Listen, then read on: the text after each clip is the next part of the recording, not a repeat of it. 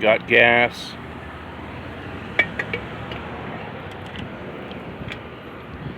Got the fuel line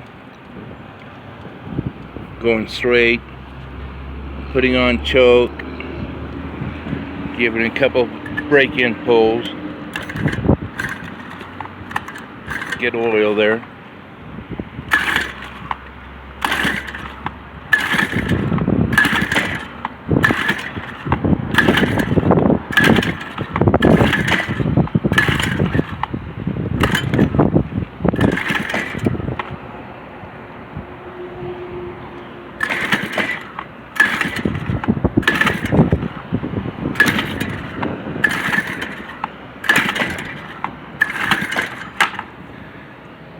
Damn thing won't start.